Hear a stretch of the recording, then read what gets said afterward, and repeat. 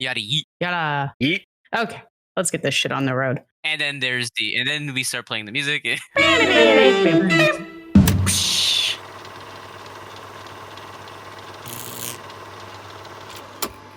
Hello, cinephiles, and welcome to Silver Screen Sips, a podcast where three idiots talk about movies. And today we bring you the episode you've been missing, our listeners' episode. Happy Thanksgiving. Happy late giving. So, just a reminder that there are spoilers ahead for movies and TV shows that you may have not seen yet, so just know you've been warned. In today's episode, we will be talking about the films Black Phone, The Shawshank Redemption, The what? and Never heard The of it. French Dispatch. Before we jump into our movies, Beth is going to give you a little message from our sponsor today. Oh yeah, that's right. Hello. My name is Bethany. This episode Hello. is brought to you by our sponsor, Shaker and Spoon. Think. That's a little class. Shaker and Spoon is a monthly subscription service that gives you bar quality recipes and ingredients designed by award-winning mixologists.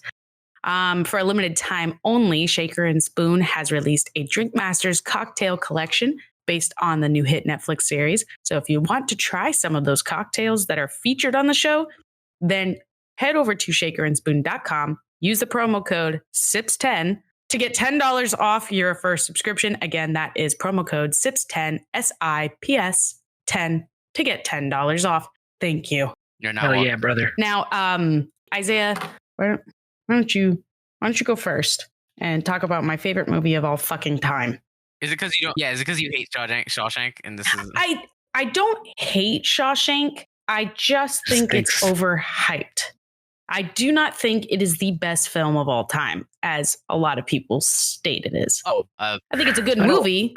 I wouldn't say it's the best film of all time. I would say it ranks among some of the greatest films, sure. But why? That's what I want to know. What's the reasoning? I personally would say it's a combination of the cast and the storytelling that they had for Shawshank. Mm-hmm. You know what I mean? Like the fact that some of them actually make it, some of them don't, so on.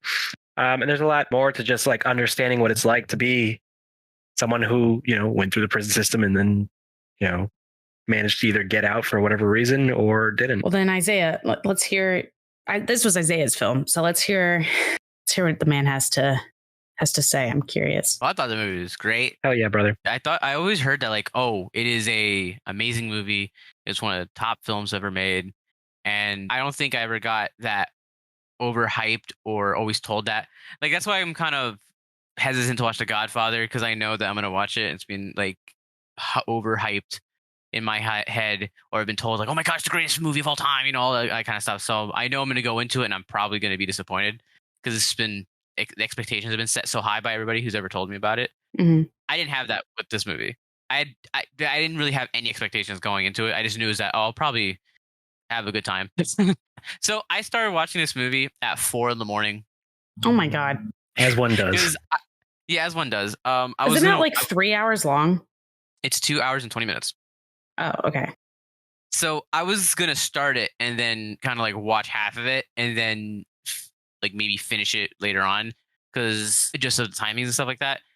But then I started it and I just could not. I just had to finish it because it was that good. Like I was like trying to find a scene. It's like, okay, maybe we can stop here. Nope. This is so good. I gotta see how this plays out. And then so I don't know. It's a 5 out of 5 for me for this movie. Wow. Yeah. So I gave the movie a 5 out of 5. I think the story is very well told. It's well put together very well. I think the execution of it was very, very good. So I think the movie is very sleek. First, it's supposed to take place like in the 40s, and it's very sleek. Everything's clean.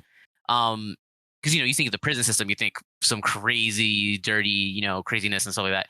And despite the fact I've dealt with some really overt themes, such as like the rape the main guy goes through, it kind of just deals with it in a way that puts it in there so that you understand what's going on, but it doesn't have to outright show you what's happening. I think a TV show, I think Oz. Oh yes. There's a TV show called Oz that came out on like HBO, I think in the mid 2000s.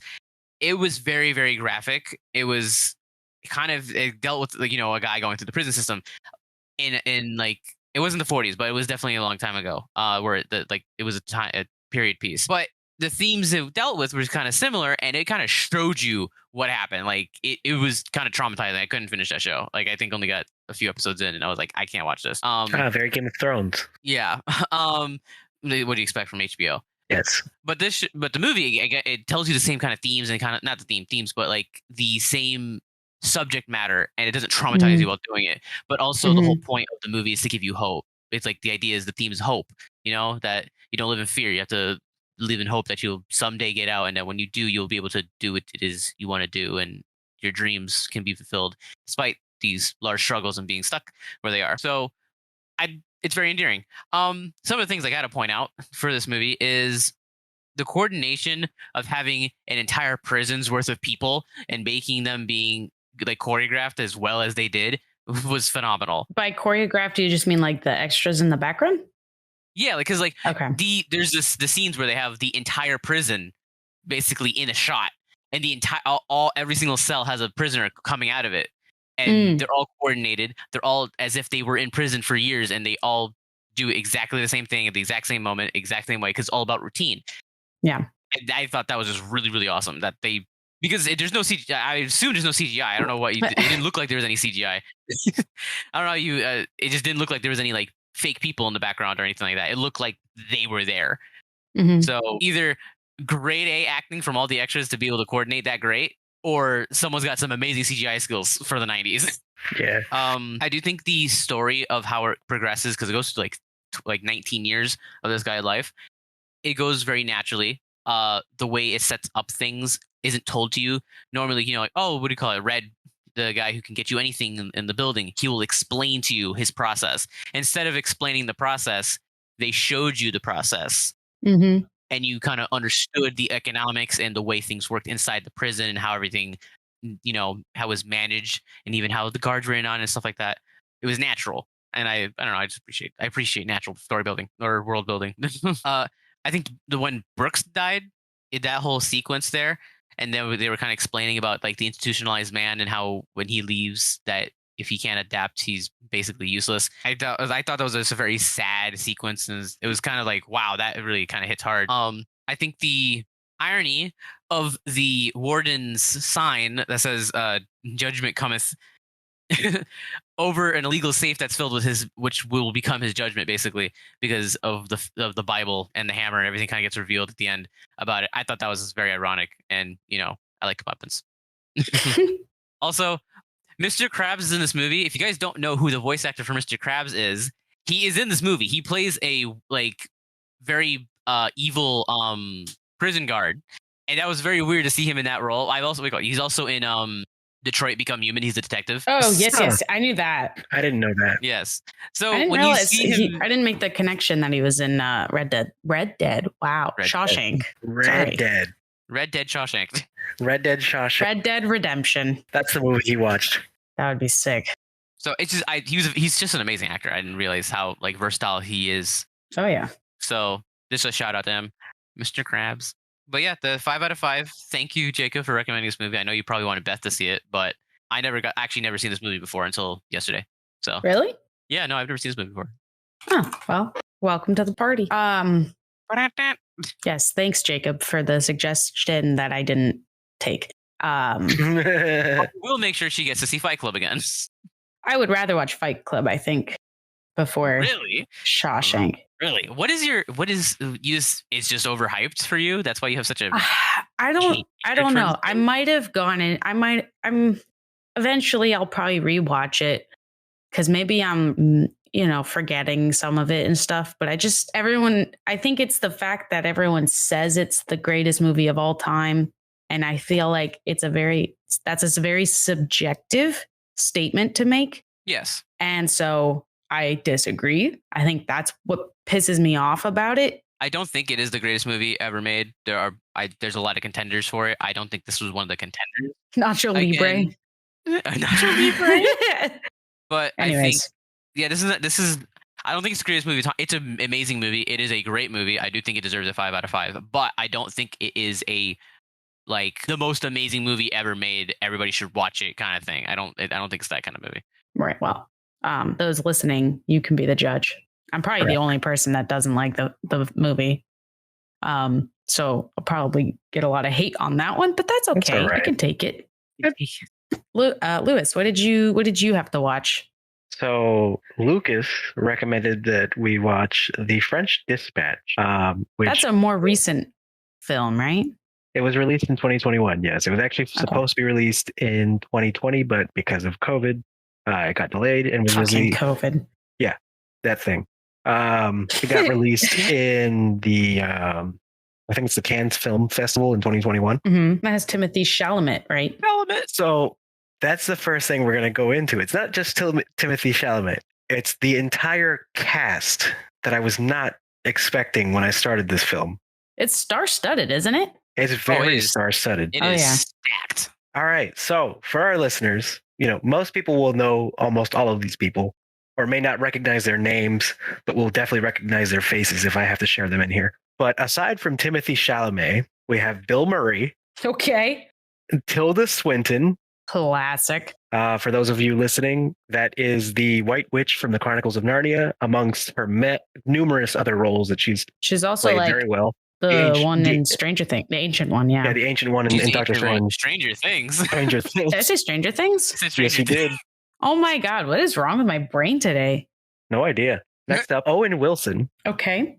But it's what do you call it? It's a Wes Anderson movie. So Owen Wilson and Bill Murray are like attached to the project. The script is written with them. I was gonna say it sounds like a Wes Anderson film, but I was gonna ask who the director was. So that makes a lot of sense because I feel like it's a very random group of people. Oh no, but that's just the beginning because that's the first four. Oh. It's gonna get even more random. But yeah, no, that was what I was gonna get to eventually because me not being in the uncultured swine that I am, I don't really know what to expect with Wes Anderson films. So I was gonna ask you guys. I've never seen one. Okay, I was gonna ask Isaiah. I've seen all of them. But there you go. Before I do that, next up, Adrian Brody, Léa Seydoux. Wait, who are these people? Okay, Adrian Brody is the pianist. You know his face for sure. Yeah. You will definitely know his face. He's from King I know Kong. his face. He's from King Kong, the 2005 Peter Jackson movie. Yes. That's probably I recognize him. Léa Seydoux is a French actress, and I can't remember what was the movie she was in that was very popular. Oh, she's the girlfriend from of James Bond, Inspector, and No Time to Die. Yes, and also Mission Impossible, Beauty and the Beast. How the fuck do you spell her name? It's French. French here. Hold on. I'm trying to find her. By the way, amazing actress. Love her. Oh my God. Oh, she's definitely very good. Inglourious Basterds was another one, and Robin Hood as well. Mm-hmm. Speaking of Inglourious Basterds, Christoph Waltz is in this movie. Hell yeah. Saoirse Ronan, Benicio del Toro. Let's go. Jason Schwartzman, Edward Norton, of course. Willem Dafoe. This guy looks familiar to me, but I don't know that I've ever heard his name. His name is Mathieu Amalric. He's also French. Henry Winkler, very commonly known actor, at least by face. Elizabeth Moss. I love her. As I mentioned, Christoph Waltz. Natalie Portman was supposed to be cast in this movie, but I don't think she was. And because I don't remember seeing her. And then who was the other person on this list that threw me for like a fucking loop? Oh, Morgan Polanski. And that about covers everyone that kind of just threw me off completely. So you were expecting Frances McDormand and Tony Revolori? Tony Revolori. No, I was also not expecting Tony Revolori. Oh, Jeffrey Wright's in this movie too? God. Yes, also Jeffrey Wright. Frances McDormand, I kind of expected actually. She fit the part well. And then apparently Lena Kudry is supposed to be a well-known actress as well, but I don't recognize her. Adrian Brody, aside from being in The Pianist, for my people who enjoy Peaky Blinders, he is a mafia member as well. Anyway, jumping from the star-studded cast, it's also going back to what makes a Wes Anderson film. So, to my understanding, because this is probably amongst the one or two that I've seen. I have to see the list of other films that he's made, but Budapest Hotel, I think. Yes, Budapest Hotel, Moonrise Kingdom, The Life Aquatic with Steve Zissou, Darling Limited, Rushmore, Isle of Dogs, The Royal Tenenbaums, Fantastic Mr. Fox, and Bottle Rocket. Thank you. Yes, this is the only film I've seen in that case. But I'm not familiar with the. Wait a minute. So sorry to interrupt. Did you mention Kate Blanchett? Was she in the film? Is that her name? No. Kate Winslet. Sorry, Kate Winslet, the lady from Titanic. Is she in it? I don't believe so. Oh, well, then this article is lying to me. No, that happened with Natalie Portman's case too. There's a couple people who were rumored to be cast in it, but they ended up not getting a role. Okay. That's something I actually found as well. Anyway, I am not used to the eccentricity that surrounds a Wes Anderson film. So that also was a unique experience in of itself. But just for a little background on what the French Dispatch is supposed to be. Also, the French Dispatch is the short version of the name. The full name is actually the French Dispatch of the Liberty, Kansas Evening Sun. Yes, I see the title and it's in fine print. Yes. So, French Dispatch is meant to be, the story is meant to follow this newspaper bureau known as the French Dispatch of the Liberty, Kansas Evening Sun that was run by a man who I believe was, it was played by Bill Murray, run by a man. And the movie centers around the fact that because the editor-in-chief of this magazine, newspaper bureau died, part of his will was to disband the bureau and release one final print or one final journal to all the people who were subscribers, which apparently was an international number. What it does throughout that, apart from the staff mourning the loss of their editor, they have 3 different stories written by different writers of the journalist staff that they prepare as basically the final release before going on to write his obituary. And I think I'm going to go ahead and say that this movie definitely, I'm going to give it a 4.5. I definitely enjoyed not just the casting and the way they blended the cast as well, because I actually think that worked out very well. But it was my first introduction to a Wes Anderson film. So you probably picked one of the best ones. Probably. Because there's been a lot of people saying that it's his best film to date. I could see that. But in any case, I like the way it was shot for each of the, because it changes ever so slightly for each story. They're all based in a city in France that was, I believe, titled Ennui sur Blasé, which in French literally means boredom on apathetic, according to Wikipedia. But the choice of town where they shot everything, which the real life city is Angoulême, France, was gorgeous. Robert D. Yeoman was a cinematographer, and he definitely got very creative with what he was doing around town. And I want to say that it was both equal parts, it was just the right amount of drama to each story, to bits of comedy thrown in here and there. It is actually a rated R film. So you would be surprised by the amount of, nudity and cursing and whatnot, and other suggestive themes. The French. That's the one I remember offhand. I believe there's a couple more, but that's the one that I remember offhand. Oh, gosh. But anyway, yes. And currently in the box office, as a fun fact, it holds, I think, $46.3 million. That's how much it's garnered thus far, against a budget of $25 million. During COVID. During COVID, exactly. And the last thing I'm going to talk about, because I don't really want to spoil the scenes and whatnot, because they're very again eccentric and unique. One of the last things I'll talk about, I don't tend to bring up drinks in our listeners episode. This one is because it's relevant to the film itself, and it's actually from the introduction, the first scene in the film. I'm going to talk about that first. And it's for the sake of this film, I guess it's the Wes Anderson, they called it the Anderson's Prairie Oyster. So it's a twist on what a natural cocktail as a prairie oyster is. Since most people have probably never heard of a prairie oyster. Yeah. The prairie oyster drink itself is the original recipe is vodka, Worcestershire sauce. Nope. An egg. Nope. And black pepper. What the fuck? An alternative to the vodka is to use cognac. Where does the oyster come into play? It probably, I believe it looks like an oyster when you make it. But okay. when you in the film they do it a little bit different because they do what it looks like is probably 20 milliliters of cognac. They add an egg yolk, one actual fresh oyster gets shucked in there, and a drizzle of Tabasco before the character carries it off. And I just thought that was a very unique choice for any scene, film, what have you. And then the second thing I was gonna mention was they actually featured an affogato. What's that? It's a popular Italian like dessert. It's a mixture of ice cream with espresso coffee. Ooh.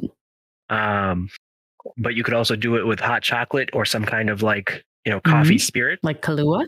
Sure. And yeah, it looks pretty good in my opinion. But yeah, that's again, I will reiterate, I give this a 4.5 out of 5. Lucas, thank you for the introduction to Wes Anderson's unique menagerie of films. I've always wanted to watch a Wes Anderson film, but I just have not gotten around to it. But this one, it also seems like a good bridge into his film, so maybe I will watch it. I think that's ironic, given I think this is the most. My review of this was the most Wes Anderson movie to Wes Anderson has ever Wes Anderson because of just the sheer amount of his style and his does things. It's so interesting that he's able to be so unique. Like you can see a still from any of his movies and you immediately know it's a Wes Anderson film. Yeah. It's a very I have to give kudos to him, even though I haven't seen any of his films. I have major respect just for being unique in a crowd of clones kind of a thing. You know what I mean? Yes. If you showed me 2 action films from completely different directors, there's no way I'd probably be able to tell you who directed them. But like Wes Anderson, yeah, I can do that. Yes. I would just like to throw out there that if anybody would like to watch Wes Anderson movies, one of his best, in my opinion, of the ones I've seen, because I think I've seen there's 2 of them that I haven't seen, is Isle of Dogs or Fantastic Mr. Fox and Grand Budapest Hotel. Those are the top 3. He's just going to list them all. Or this one. Or this one. Yeah, those are the top 3. But hey, for some reason, his animation, his direction animation is really, really, really good. So Fantastic Mr. Fox and Isle of Dogs are superb movies, especially Isle of Dogs. It's a near perfect movie for me. Yes, thank you, Lucas, for that. You have also piqued my interest in the movie, so I might watch it as well. Now, ring, ring. Tell me about your opinion of the Black Phone. Good one, Isaiah. Keep them coming. I strap in because this is going to be an interesting one. Right. Should I start with my rating just right off the bat? Sure. Yeah. Okay, it's a 2-star. Oh. Yeah. Wow. See, you know what? Before you hopped on, I was telling Isaiah, I was interested to see, are you going to tear this movie apart or was it going to be something you loved? I did not like it at all. Interesting. And let me explain why. Now, I am a huge fan of horror. Okay. Horror movies are my shit. And because of that, I tend to be very critical of horror movies, whereas other ones, I usually let them slide. But when it comes to horror, I'm very picky. So, I'm going to rip this one to shreds. First off, Blumhouse Productions. That was already, that just set me up. Yeah. I was like, okay, I know exactly what I'm going to expect. However, I will say for a Blumhouse production, it was a little more unique than I was expecting. The dream sequences. I don't know if you guys have seen the movie. I have. Oh, not. For Isaiah, the dream sequences with the girl and it's grainy film kind of emulation. I liked that. Now, before I go into this, I'm going to just briefly kind of explain what it was about without trying to spoil too much of it. Basically, it's about this kid who gets abducted by Ethan Hawke, who's got a mask on. That's the mask you see on the movie poster. And while he's trapped, he learns a bit about who he is as a person and learns something about himself and during his trial and errors of trying to escape. Now, with that in mind, I want to quickly just throw back to one of our previous episodes when we were talking about this being a coming of age film. Yeah. I can see where they're coming from now that I've seen it. However, I still disagree. But subjective is subjective. So personally would not consider it a coming of age film, but I get why they would say that. Okay, so if you think I've said anything positive, great, because that's all I'm going to say that's going to be positive about this movie. Everything else is bad. It was a very neutral statement, and now we're going down. So the acting and the dialogue alone really got to me. It was very like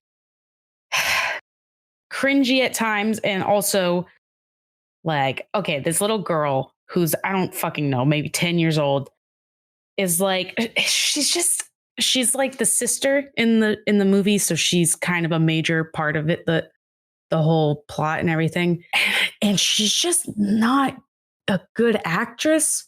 But then there's this one scene where she's being abused by her father. And the acting in that scene, she did amazing. It was very convincing. And I was like, oh, maybe it was just like one scene. She just didn't do good. But then 5 minutes later, she goes on and says, you fucking, what did she say? Fuck. It was like, you fucking corn suckers or some shit. It was something really cringy. And I was like, please stop. You're 10 years old. It was just a lot of shitty one-liners that just didn't land. And another big issue I had was the character arc for the dad in the film. Mm-hmm. Because we start the film and we're basically told, okay, so their dad is this drunk, abusive father who just doesn't give a shit and is very selfish, right? That's what you're given within the first 20 minutes of the film. And then just like that, he completely flips and is this like understanding, emotional, caring father. And I'm like, what the fuck just happened? Like, you just went from whipping your daughter with a belt to now like crying because her friend is missing. Like, that made no sense to me. I felt like there was a missing point in the story where that switched over and they left it out. So his whole character arc pissed me off. Also, they don't fucking explain anything. I finished the movie with more questions than I started with. And I don't know if that was by intention, but if it was, then like, fuck you. If it was, fuck you. I don't know. I don't know if you felt the same way about this, Isaiah. I saw your rating was much higher than mine on Letterboxd, so I want to hear what you think. I think the movie is good for what it is. I didn't come into it thinking as a horror movie, like to get scared or anything like that. I thought of it as like a thriller. Or a thriller, yeah. Yeah, I thought of it more of a suspenseful thriller about a kid, kind of just learning to be more comfortable with himself and to stand up for himself. I was like, okay, it's a very simple theme. It's a very simple idea. There's nothing crazy complicated about it. And I'm like, okay, I can get behind that. Sure. So I don't know. I just thought it was good for what it was. If you don't think about it too much. Yeah, if you come into it thinking of like, it was a good suspense thriller. So like what it wanted to be, it was very good at. So that's why I couldn't get mad at it. I was never in suspense, but that's just me being a stickler when it comes to movies like that. I feel like I've seen almost too many of them to where it's like I now have a standard. And I just felt like his was like there was suspense. Don't get me wrong. I just feel like it was predictable suspense where I'm like, well, of course he's going to get this close. And then of course the guy's going to catch him. So it was like not really suspenseful for me, if that makes sense. Yeah. I also, this is the note that Jacob wrote down on my pad that I didn't think to write down myself that I also want to bring up. The scene, okay, so Ethan Hawke falls asleep in his chair. And the kid uses this opportunity to escape. He gets the code for the door to unlock it and run. Mm-hmm. So he does. He unlocks it. He opens the door, and a dog starts barking, which wakes up Ethan Hawke. Now he sees the kid escaping, and he chases him down, and he captures him again. Mm-hmm. Terrible plan. The plan he should have done was with Ethan Hawke is asleep in the chair. He's in the kitchen. Go 2 feet over, grab the fucking pan that was on the counter and beat the shit out of him and then leave. Then you got plenty of time. He's not waking up. I don't know why he didn't do that because I saw that pan in the background and I was like, get the fucking pan. Pick up the fucking pan. Pick up the fucking pan. But no. I do realize this is like a child, right? A child who packs dirt in his... He's perfectly capable of doing it. He's proven that. He's capable of defending himself briefly, but I haven't seen the film. I can't say for sure that I would agree, but I would imagine even if he just took the pan and ran with it, there's got to be a knife. It's a kitchen. Not even just that. Like, he takes the pan and then maybe Ethan Hawke's character catches up to him and he just turns around and swings. Gives him a few extra seconds. Bing bong on your fucking head. Bing bong, fuck your life. But gives him a few extra seconds of running, even if he still gets caught again. Mm-hmm. He's now at least disoriented the man. But again, I haven't seen the film. I can't speak for this fully. So there was just.